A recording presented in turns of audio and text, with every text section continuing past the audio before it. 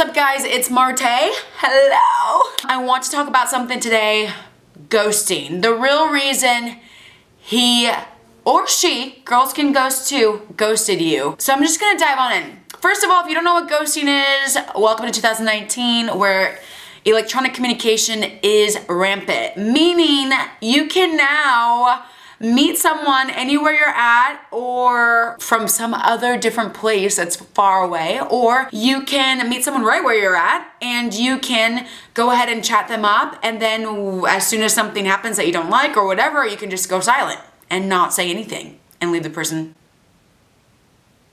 hanging. I have been ghosted before. I get what that feels like. It is painful. And you wanna know why it's painful? It's because if you're like me, I love closure. I am a communicator. I like to communicate. Sometimes I over-communicate. I'd much rather have someone over-communicate with me than not communicate at all. And so the reality is when someone ghosts you, meaning you've been talking a lot, it seems good, and then they just don't reply all of a sudden, like ever.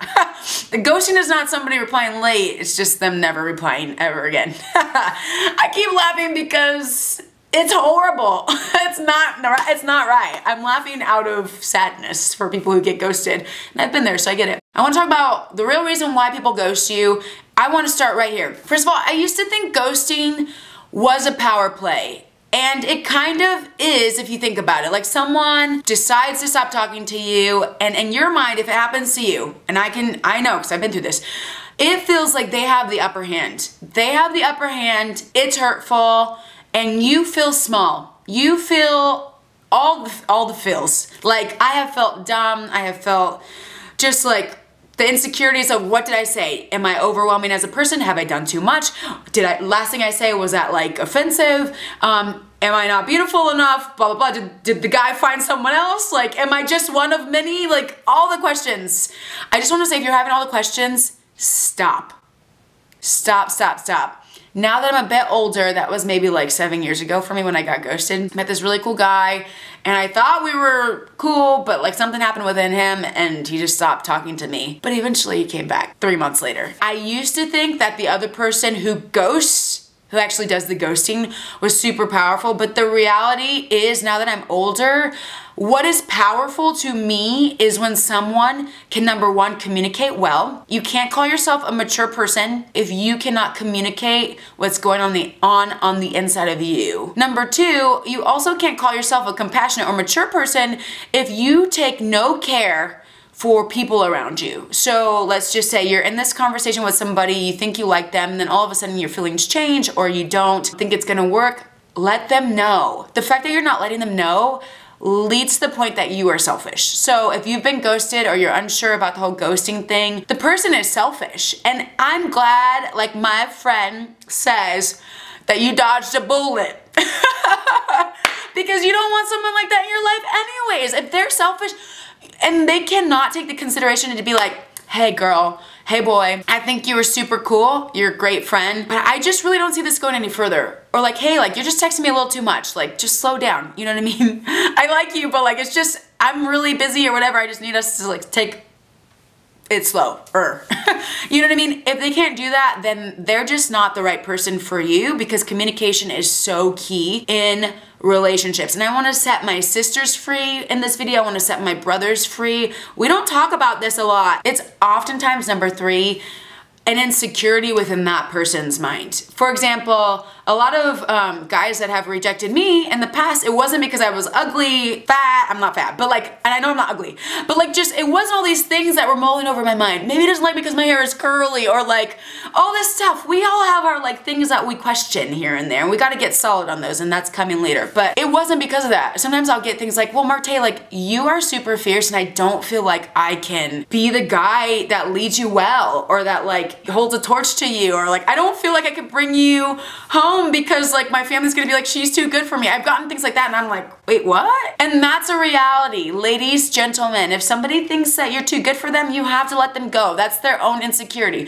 So I want to just draw this point. Usually when someone is ghosting you, it's because it is in them, a problem in them, an insecurity, something going wrong on the inside of them. it is not you. And that's hard. I know the fact that you don't have closure. I love closure. I don't do well when I don't get closure. But the reality is sometimes you're just not gonna get it. And if somebody doesn't want to give you closure, you need to have a God-given confidence on the inside of you that you can just move on and be like, you know what? If they don't value me, I gotta move on because somebody else somewhere is. Yeah, the ghosting is not you. If you get ghosted, it's not because of you. Yeah, sure, if you were excited or a little overwhelming, we all are. We're human beings. The dude or girl who ghosted you, she can be overwhelming too. We're all just humans, and it's okay to be excited. It's okay to be yourself. Don't change that. I want to get to this.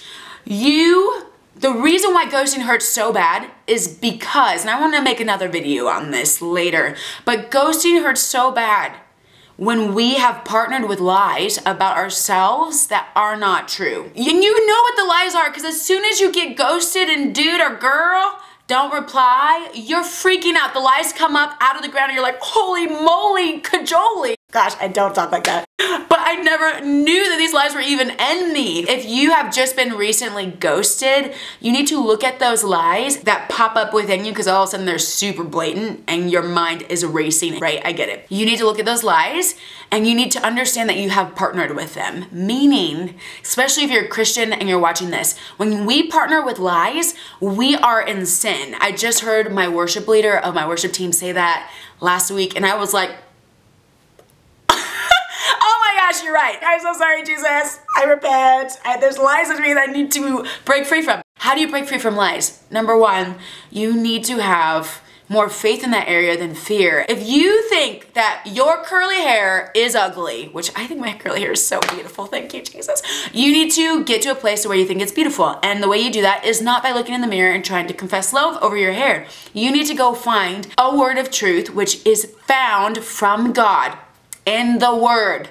In the Bible, y'all, the book of life, for real. You need to go find a word in that thing, in the Bible, that gives you the foundation that you can stand upon. All of these different scriptures within the word that you can meditate on to get that fear and that stupid lie out of your life. Because you, my friend, need to have confidence. If you're gonna walk through life hoping to get married or whatever, you're gonna have to put yourself out there. And that's the reality. Like when someone approaches you, you're gonna take a risk. Every time it's a risk.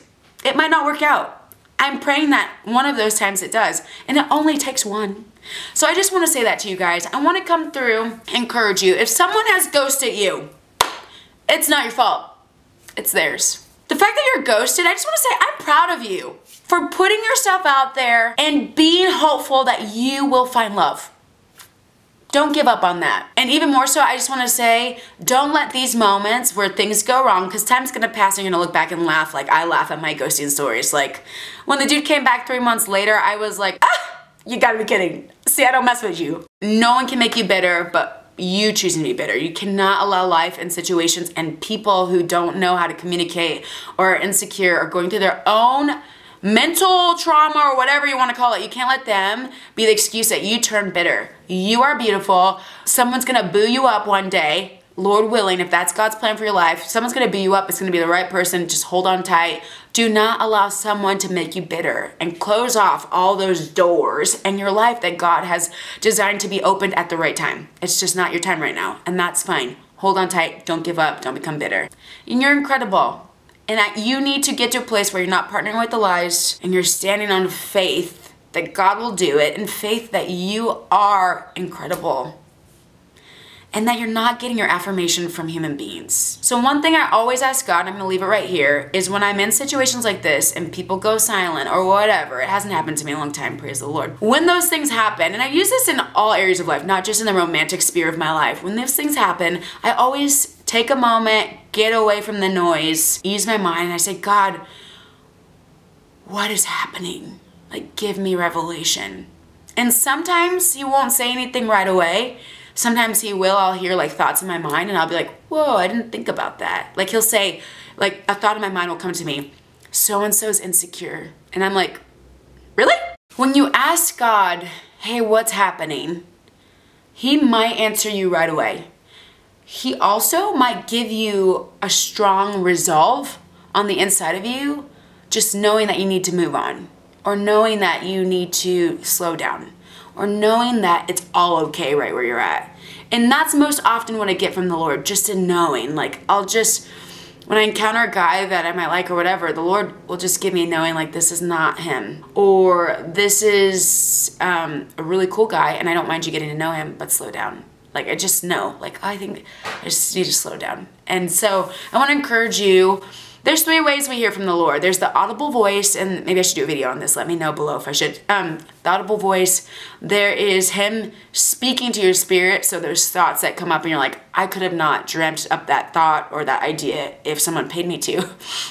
And then thirdly, which is most common, I think personally for my own life, is just a solid peace and knowing and resolve about things. Like, you just know, like, there's peace. So I just wanna bless you guys. May God give you peace throughout your dating process. Don't settle and don't force it. Don't feel like you need to force someone to love you. That is the most horrid thing. Usually it's not even you where the problem lies. It's them. Because everyone is dealing with their own struggles. It's a part of the dating process. It's collecting that data and figuring out what people are struggling with, because you're going to have to journey with them on that struggle if you really do end up dating them and marrying them. But I just want to encourage you, you are a beautiful human being. You are loved by God and He has a plan for you. You do not have to fear your worth. Keep going, keep running, don't grow bitter, and just have fun. Have fun with your life. Don't be careless and have fun, but like, have fun, enjoy every moment of the life that you live. I love you guys. Subscribe. Let me know down below, have you ever been ghosted? And when you were, what did you do? I'll see you next Tuesday. Bye.